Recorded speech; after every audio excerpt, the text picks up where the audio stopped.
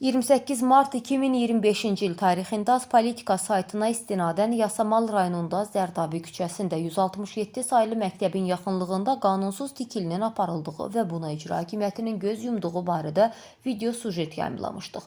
Məlumat efirdə yayımlandıqdan sonra kanalımızın qaynar xətti ilə əlaqə saxlayıb, özünü tikilinin sahibi kimi təqdim edən Mustafa Elşən Cəfəroğlu məlumatın həqiqətə uyğun olmadığını bildirdi. Onun sözlərinə görə qanunsuz tikinti kimi qələmə verilən tikili Zərdabi küçəsində yox, Şərifzadə küçəsi 138 ünvanında tikilir və sənədləri də tam qaydasındadır. Belə ki, vətəndaş 2017-ci ildən həmin obyektin sənədləşmə işləri ilə bağlı lazımi qurumlara müraciət edib və 2024-cü ilin aprel ayının 9-da Azərbaycan Respublikası Dövlət Şəhərsalma və Arxitektura Komitəsi yanında Bakı şəhəri Memarlıq və Şəhərsalma Baş İdarəsi tərəfindən icazə sənədi alıb. Ondan sonra isə tikinti işlərinə başlanılıb. Avtomobillərə texniki xidmət məntəqəsi kimi fəaliyyət göstərəcək obyektin tam qanuni olduğunu deyən vətəndaş tikinti obyektinə dair rəy verən dövlət orqanlarının adının əks olunduğu sənədi də təqdim etdi.